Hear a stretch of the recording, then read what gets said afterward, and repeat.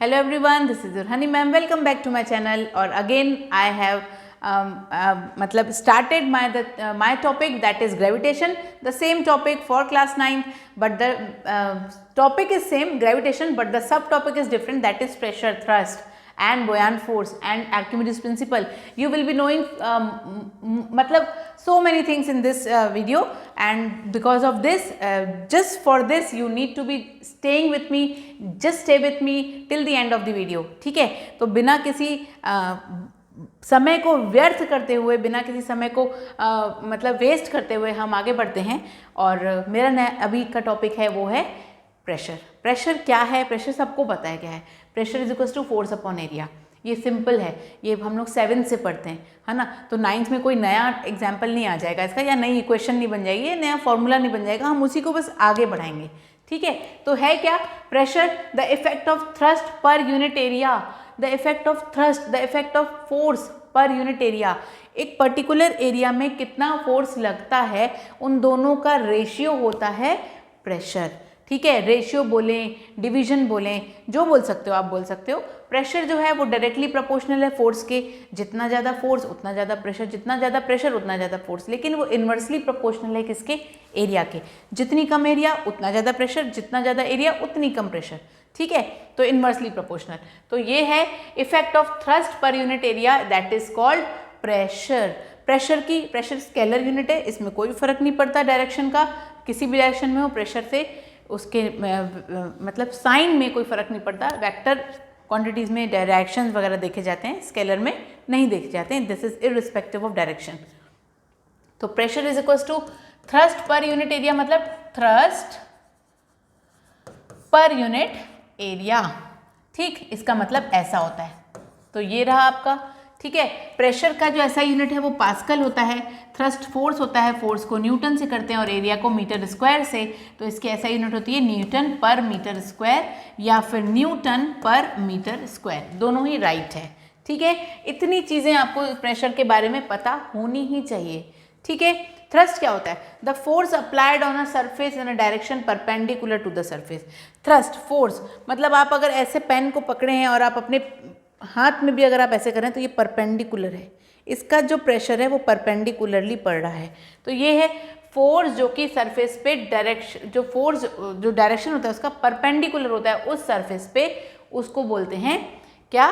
Thrust. Unit तो बता दिया मैंने, फोर्स की यूनिट होती है न्यूटन। ठीक है, थ्रस्ट की भी इट्स अ फोर्स, तो it's will be Newton. Pressure किस पे डिपेंड करता है? प्रेशर डिपेंड करता है थ्रस्ट जो कि फोर्स है, more the force more will be pressure. बोला था मैंने आपको, pressure is directly proportional to force और थ्रस्ट।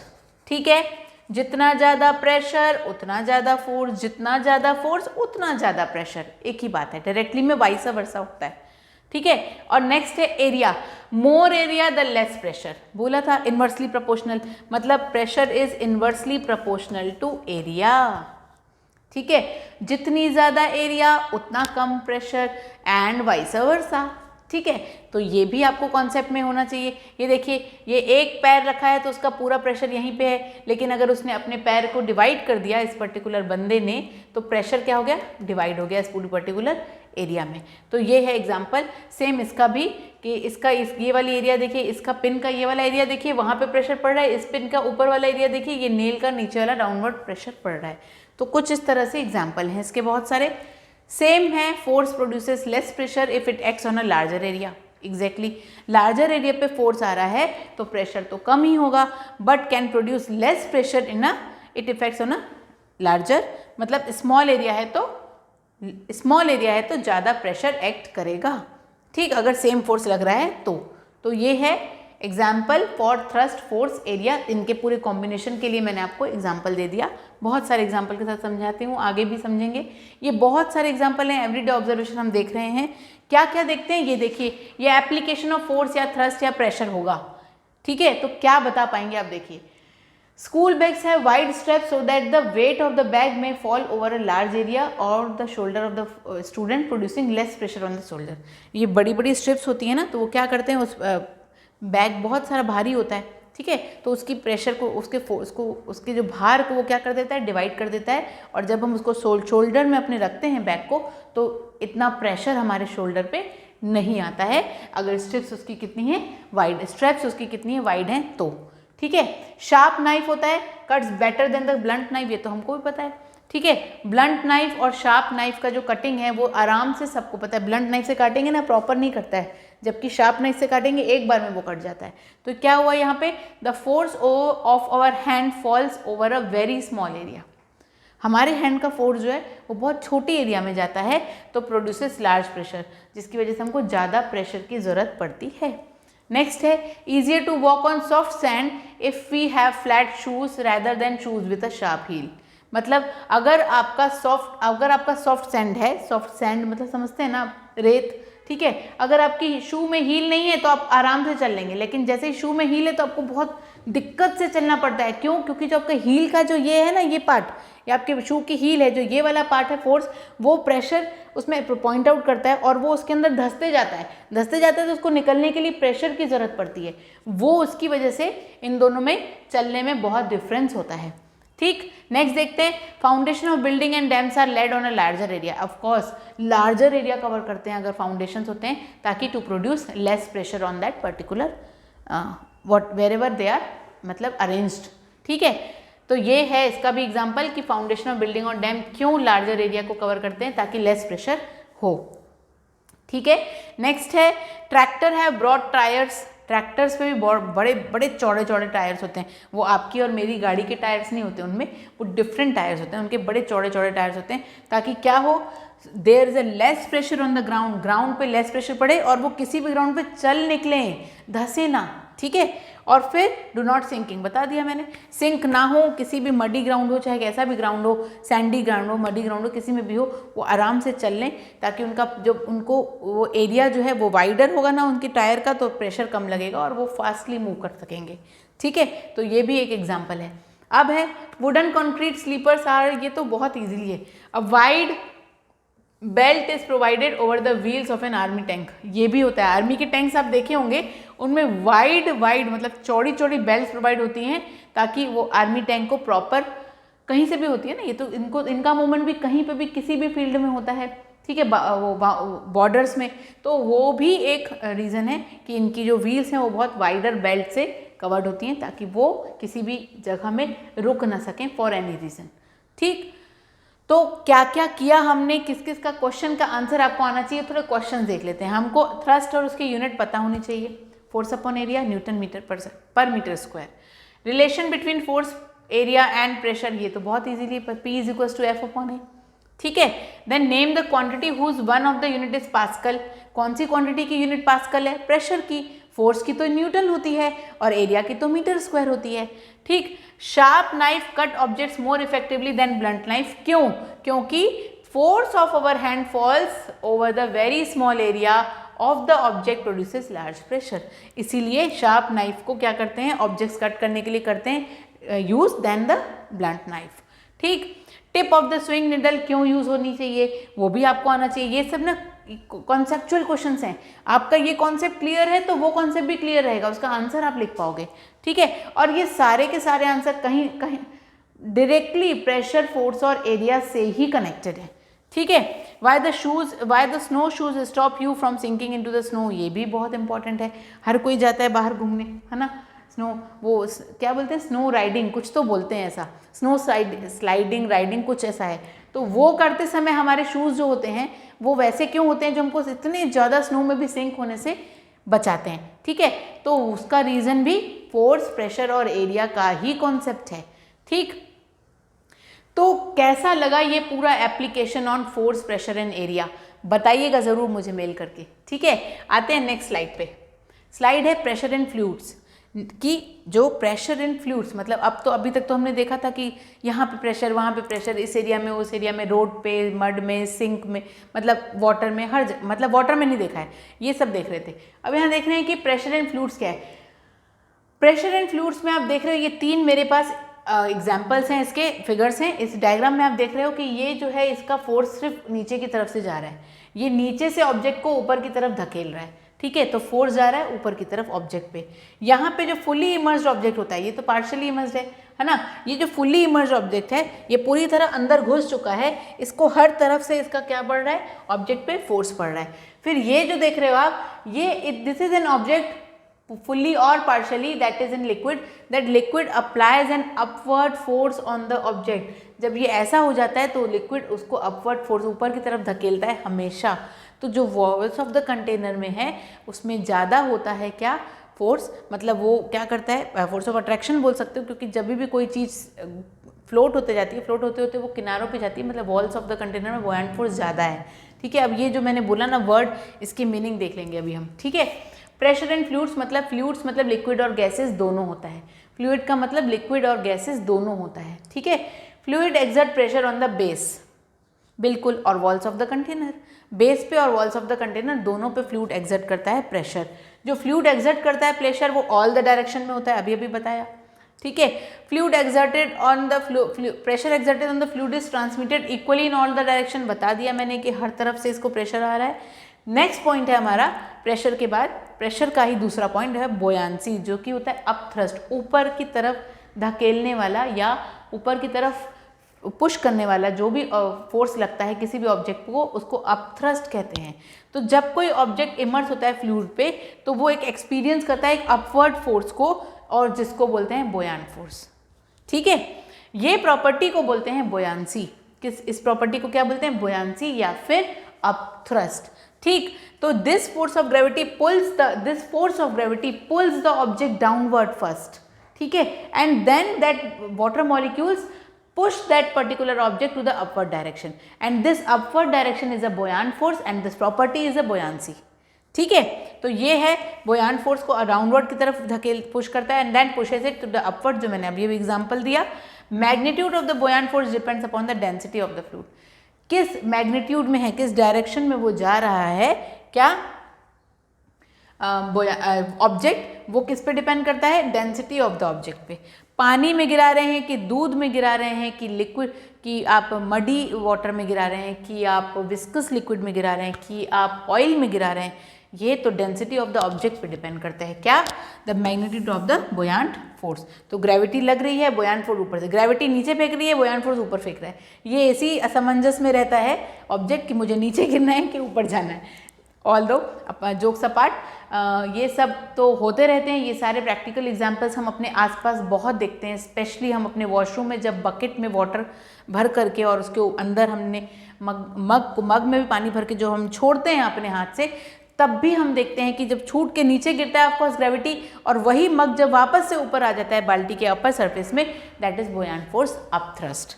ठीक है, तो ये हैं बहुत सारे एग्जाम्पल्स।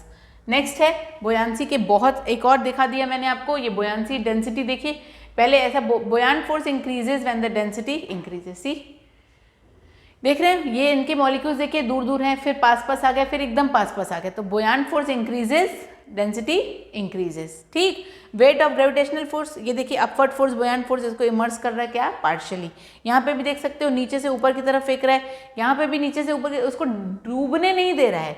ठीक है, ये भी देखिए, ये पूरी तरह से अंदर आने के बावजूद भी ग्रेविटी भी इक्वल है और अपथ्रस्ट फोर्स भी इक्वली उसको ऊपर की तरफ धकेल रहा है। ठीक है, तो ये बहुत सारे एग्जाम्पल्स हैं बुयान्ट फोर्स के जो लिक्विड में या फ्लूइड में एक्सर्ट होते हैं, एप्लीकेबल होते हैं। ये डेंसिटी क्या है, डेंसिटी ये देख रहे हो आप, डेंसिटी के यहाँ पे एग्जांपल्स देख सकते हो, ये डेंस नहीं है, ये बहुत दूर दूर है इसके मॉलिक्यूल्स, जबकि ये थोड़ा सा डेंस है एज कम्पेयर टू ए। यहाँ पे भी देखो आप, ए इज डेंसर देन बी, इसके मॉलिक्यूल्स थोड़े दूर दूर है, यहाँ थोड़े पैक्ड हैं। ठीक है, अब यहाँ देखिए ए और बी, यहाँ पे भी पैक्ड है मॉलिक्यूल्स और बी पे नहीं है, तो which one has the greater density, of course यहाँ पे बी, यहाँ पे ए, यहाँ पे ए। तो डेंसिटी होती क्या है, it's a way of describing how tightly packed are molecules in any of the substance. ठीक है, they how they are close together, its molecule and the atoms are, how much mass is given in the volume, ये सब कुछ density ही define करती है। ठीक है, more mass in the given volume will be the more dense, more mass in the given volume will be the more dense, less mass in the given volume will be the less dense। ठीक, तो dense things cram a lot of mass in a small space। अगर छोटी सी भी चीज़ है ना, तो it's just cram the lot of mass in a small space, it's called dense. ठीक है, अब देखते हैं हाउ डेंसिटी ऑफ मैटर क्या है, the amount of mass in the given space कितना है। तो इसकी डेंसिटी क्या होती है, गैसियस मॉलिक्यूल्स गैस की लेस होती है, लिक्विड की थोड़ी डेंसर होती है, और इसकी सॉलिड की तो इसमें तो टाइटली पैक्ड होते हैं सारे मॉलिक्यूल, तो ये तो बहुत ही ज़्यादा डेंस होता है। तो लेस डेंस, मोर डेंस, ये दोनों का एग्जाम्पल बताती है, gas then liquid then what, solid. तो जब वुड होता है less dense then water then it flows. Wood जब लेस डेंस होता है वाटर से तो वो फ्लोट करता है किस पे, पानी पे। And rock is more dense, rock के मॉलिक्यूल्स एकदम टाइटली पैक्ड होते हैं एक दूसरे में, तो वो नीचे सिंक हो जाते हैं। मतलब कि density of rock is greater than the density of water. कोई भी चीज़ वाटर में फ्लोट कर रही है, पार्शियल है कि डेंस है कि क्या हो रही है, कि सिंक हो रही है, अगर वो फ्लोट करती है, ठीक है, ऊपर ऊपर सरफेस के, वैसे भी जो पार्शली है तो वो उसकी डेंसिटी ऊपर नीचे हो रही है, ठीक है, लेकिन अगर जो सिंक हो गई तो density of that particular substance is greater than the density of water, and density of substance is less than the density of water will float. ठीक है, सिंक तब होगी जब ग्रेटर डेंसिटी होगी किसी भी ऑब्जेक्ट की देन वाटर, और फ्लोट तब होगी जब वो लेस डेंसिटी होगी देन वाटर। ठीक, तो ये भी एग्जाम्पल था किसका, डेंसिटी का। अब फ्लोट और सिंक मैंने बता दिया, ऑब्जेक्ट्स जैसे लेस डेंस विल फ्लोट, जो लेस डेंस होते हैं वो फ्लोट होते हैं, और जो डेंसर होते हैं वो सिंक हो जाते हैं। तो बहुत सारे सब्सटेंस जो सॉलिड में भी हैं लेकिन वो फ्लोट होते हैं देन देयर लिक्विड फॉर्म। ठीक है, exception is water, ice is less dense so ice is float, है ना। वाटर लिक्विड का ही दूसरा फॉर्म है कि नहीं है, स्टेट ऑफ मैटर में हम सॉलिड लिक्विड गैस में हम आइस देखते हैं, आइस जो है वो वाटर का ही एक स्टेट ऑफ मैटर है। ठीक है, और वो क्या है, पूरा क्या होता है, डेंसर होता है एज कम्पेयर टू लिक्विड। तो वो क्या होता है, डेंसर नहीं होता, आइस इज लेस डेंस होता है actually. This is the reason why ice floats on the water. ठीक, तो ये भी एक एग्जाम्पल था आपका, जो आई होप कि ये क्लियर हुआ होगा, बोयांसी को क्लियर किया होगा। बहुत प्यारा टॉपिक है आर्किमिडीज प्रिंसिपल, बहुत ही प्यारा और एकदम सिंपल। आप इसको अपने घर पे भी कर सकते हो। आप अगर एक पूरा भर के, एक भरा हुआ पूरा 1 लीटर का ग्लास ले लो, बकेट ले लो, जो लेना है ले लो, उसमें पूरा पानी भर दो, और बॉब होता है ना, बॉब जो सिंपल पेंडुलम में यूज़ होता है, या फिर कोई ऐसी चीज़ जो थोड़ी सी भारी हो, जो आप जैसे ही उसको डिप करें जोर से तो वो कुछ पानी छलका दे आपके ऑब्जेक्ट कंटेनर से। ऐसा चीज़ का जब बनाते हो ना आप, तो आपने कभी नहीं सोचा होगा, ये मस्ती आपने बहुत की होगी लेकिन आपने कभी सोची नहीं होगी कि ये हो क्या रहा है और ये प्रिंसिपल किस पे डिपेंड करता है। तो ये सारी जो मस्तियाँ हम करते हैं ना वॉशरूम के अंदर हो, चाहे वो हम लोग खेलते समय करें, चाहे होली के टाइम करें, तो ये बहुत सारी जो ऑब्जेक्ट्स की जब हम लोग इन सब के कॉम्बिनेशन से जो हम लोग क्या करते हैं, एक्टिविटीज़ करते हैं, उसका बहुत इंपॉर्टेंट लॉजिक होता है, वो उसमें भी पढ़ाई होती है, वो भी एक साइंस होता है, and that is called Archimedes principal. ठीक है, तो आप मैं एक्चुअली कोशिश ये करती हूँ कि बच्चा जब भी कुछ भी करे उसको एजुकेशन से कैसे कनेक्ट करे वो उसको आना चाहिए, मस्ती मस्ती में वो कुछ सीख जाए। ठीक है, खेलना बिल्कुल अच्छा है, बहुत ही अच्छा है, अगर वो एजुकेशनल हो, आपको कुछ सिखा दे, तो उस सीखे हुए ज्ञान से, उस सीखे हुए खेल से पेरेंट्स भी नाराज़ नहीं होते हैं। ठीक है, तो आपको लॉजिकली हर चीज़ का लॉजिक पता होना चाहिए, हर चीज़ की एक्टिविटी के पीछे लॉजिक पता हो, मैथ्स पता हो, साइंस पता हो, क्या हो रहा है हमारे अराउंड उसका रीज़न पता हो, तो यू विल बी लाइक, मतलब ज्ञानवान बोलते हैं इसको। ठीक है, तो ऐसे होइए। नेक्स्ट है आर्किमिडीज प्रिंसिपल, बहुत इंपॉर्टेंट टॉपिक। आर्किमिडीज प्रिंसिपल ने ये बोला है कि जब भी कोई बॉडी पार्शियली या फुली इमर्ज होती है किसी भी लिक्विड में, तो वो एक एक्सपीरियंस करती है अपवर्ड फोर्स को। ठीक है, and that is equal to the weight of the liquid. ये weight of the liquid displaced by it, उसके थ्रू जो पानी छलक के गिरा नीचे, वो है weight of the liquid displaced by it, fluid displaced by it. जैसे कि आप देख रहे हो यहाँ पे एक बैलेंस के थ्रू एक स्टोन है, स्टोन पानी में नीचे जा रहा है, ये भरा हुआ बर्तन है और यहाँ से एक नोजल है जो ओपन है। जैसे ही आप पानी में डालेंगे ना इस पानी को, इस स्टोन को, तो ये छलक के ऊपर की तरफ आएगा और अपना कुछ ना कुछ पार्ट पानी का इस छोटे वाले बकेट में डाल देगा। जितना भी पार्ट उसने बकेट में डाला, दिस इज द क्या है ये देखिए, it has many uses used in designing ships, submarine, hydrometer to determine the density of the liquid। ये density of the liquid है और ये है volume of the stone। ये बता देता है इनके बीच का क्या कनेक्शन है। ठीक है, तो ये आर्किमिडीज प्रिंसिपल ने क्या किया है, डिफाइन किया है अपने इस एक्सपेरिमेंट से। आर्किमिडीज ने डिफाइन किया अपने इस एक्सपेरिमेंट से और उसको ही उन्होंने प्रिंसिपल बनाया। ठीक है, यहाँ पे भी देख सकते हो आप, अभी इसका कितना फोर्स है 0.67 न्यूटन। अभी ये पानी के अंदर डूब गया, ये कितना हो गया 0.04 न्यूटन। और जब इससे पानी छलक के इधर गिरा तो आप क्या देख रहे हो, यहाँ पे इतना न्यूटन वर्क हो रहा है, 0.10 एंड 0.37। तो ये पूरा कॉम्बिनेशन, ये पूरा एक्टिविटी इस प्रिंसिपल पे बेस्ड है। जितनी एक्टिविटीज आप करते हो ना, जो छलक के गिरता है वो क्या है, वो उसका वॉल्यूम होता है जो पानी उसमें छलक के बाहर निकल गया। ठीक, तो ये है आर्किमिडीज प्रिंसिपल। डेंसिटी पढ़े हैं। अब आते हैं बात रिलेटिव डेंसिटी पे, जो कि बहुत ही प्यारा टॉपिक है और लास्ट टॉपिक है आपके इस चैप्टर का। तो density is a mass upon volume and relative density is the mass of a substance upon mass of a density of a water. Density of a substance upon density of a water.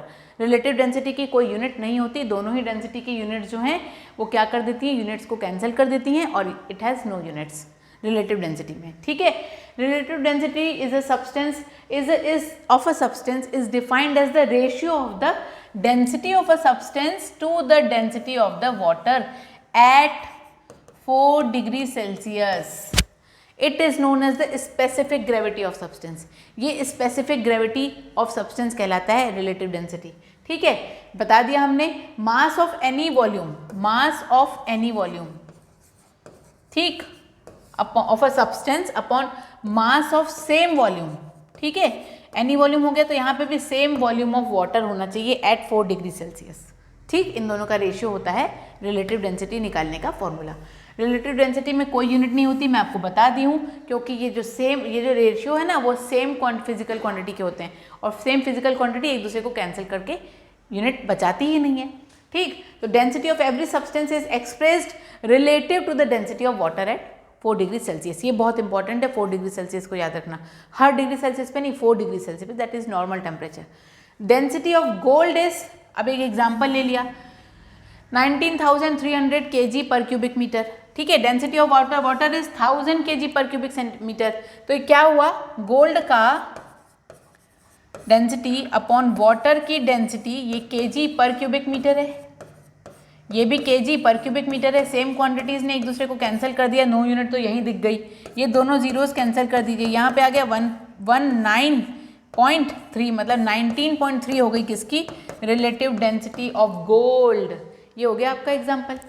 ठीक, तो relative density में ये फर्क है। और density में भी आप थोड़ा सा एक छोटा सा डिफरेंस रिकॉल कर लीजिए।